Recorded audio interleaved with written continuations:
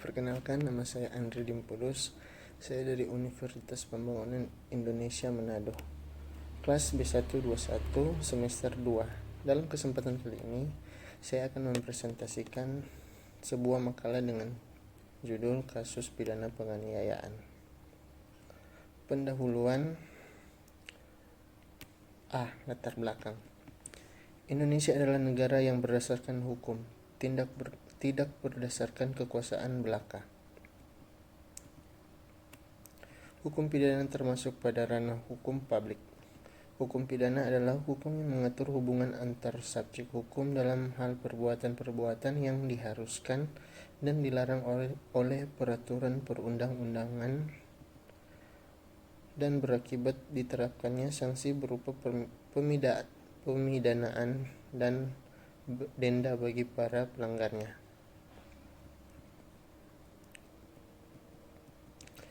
Pembahasan tindak pidana penganiayaan. Dalam kasus tindak pidana penganiayaan dapat dibagi menjadi dua, yaitu penganiayaan biasa dan penganiayaan ringan.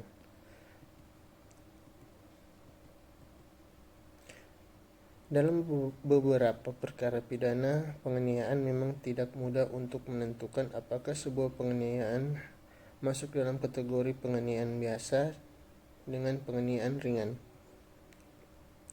Hal ini nampaknya perlu kita kaji lebih dalam, mengingat dalam beberapa perkara terkadang penyidik atau kepolisian tidak sejalan dengan apa yang diinginkan oleh korban.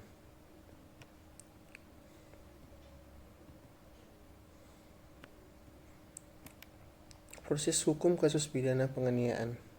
1. Pelaporan.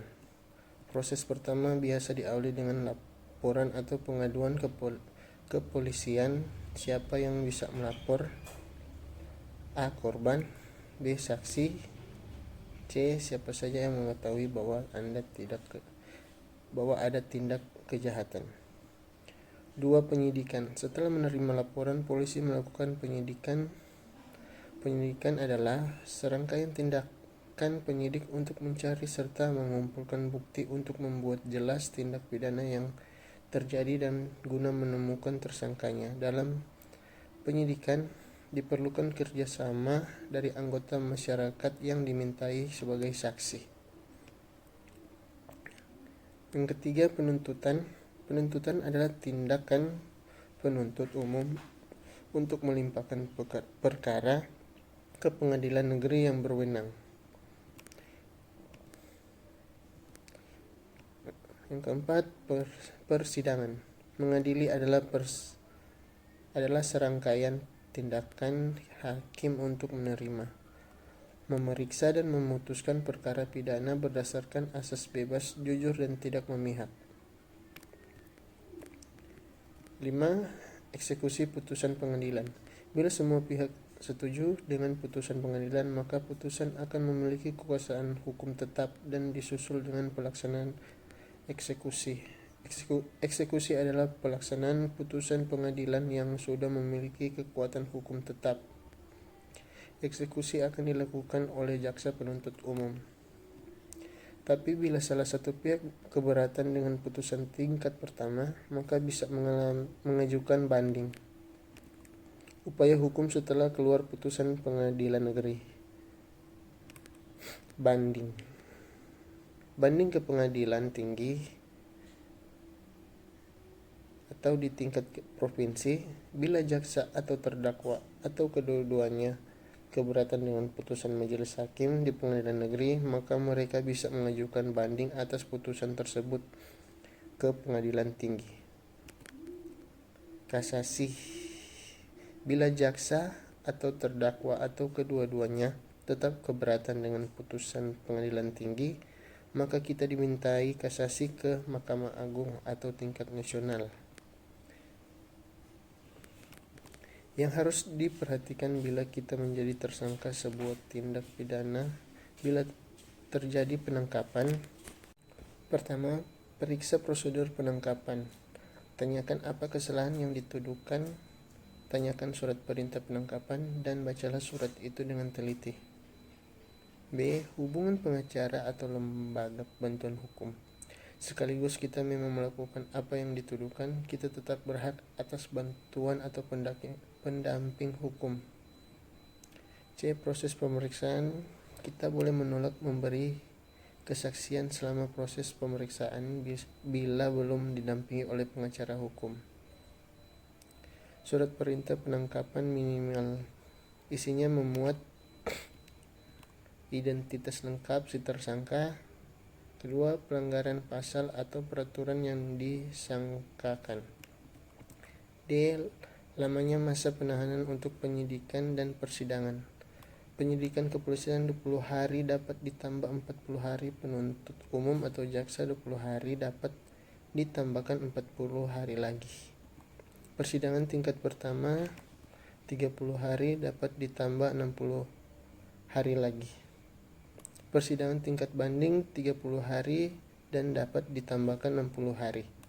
Persidangan tingkat kasasi 50 hari dan dapat ditambahkan 60 hari. Hak tersangka, persidangan yang adil. 2. Didampingi oleh penasihat hukum.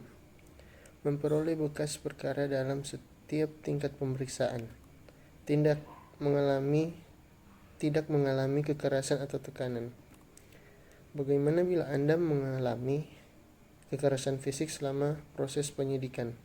Segera hubungi keluarga atau pengacara untuk minta visum dokter.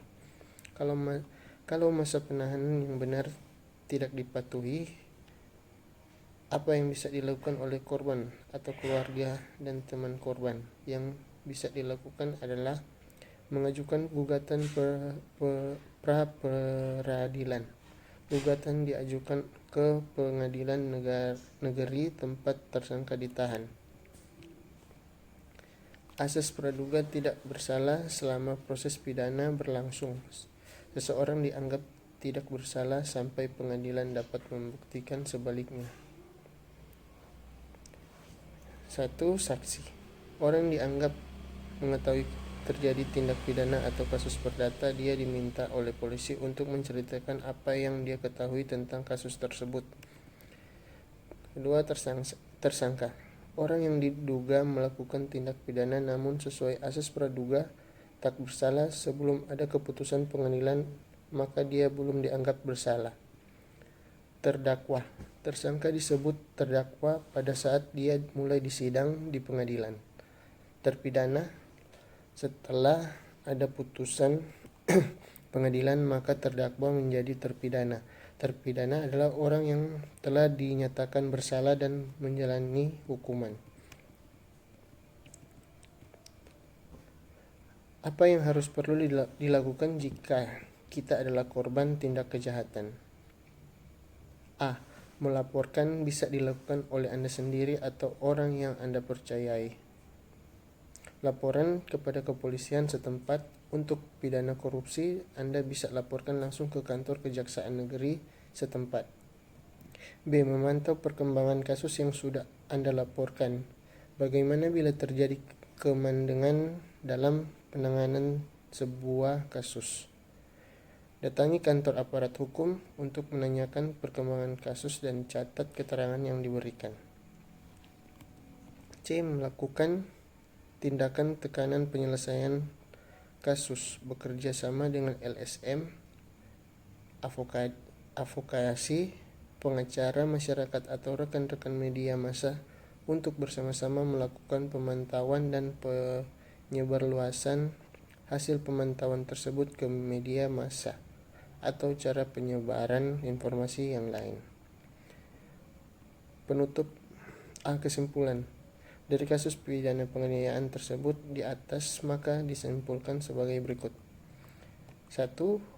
Bahwa pandangan tersebut sangatlah konservatif, diskriminatif, dan sangat jauh dari rasa keadilan dan penghormatan terhadap hak asasi manusia.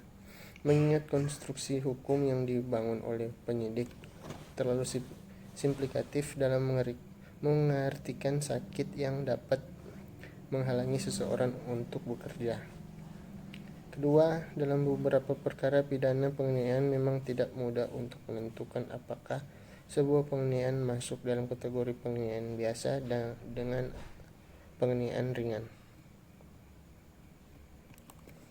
B. Saran. Dari hasil pembahasan di atas dapat dilakukan beberapa cara untuk mencegah terjadinya kesalahan dalam penerapan pasal agar tidak merugikan pihak-pihak yang terkait dalam masalah pidana tersebut, yaitu 1. Penyidik harus lebih teliti dalam menyelidiki atau menginterogasi korban atau tersangka dalam kasus pidana tersebut atau kasus penganiayaan, sehingga tidak ada pihak yang dirugikan atau diuntungkan. Kedua, bagi pihak korban tersangka harus jujur dalam memberikan keterangan agar tidak membingungkan para penyidik dalam proses suatu kasus pidana. Sekian presentasi makalah singkat dari saya. Terima kasih. Halo semua, bagi kalian yang ingin melanjutkan studi perguruan tinggi, ayo bergabung bersama kami di Universitas Pembangunan Indonesia. Di dalamnya terdapat beberapa fakultas, di antaranya hukum, keperawatan, teknik, pertanian, sosial politik, dan juga sastra. Untuk info lebih lanjut, kunjungi website unpi.ac.id atau kalian bisa langsung ke kampus di Jalan Walter Mumin Sidi, Kecamatan Nelayan, Kota Manado. Ayo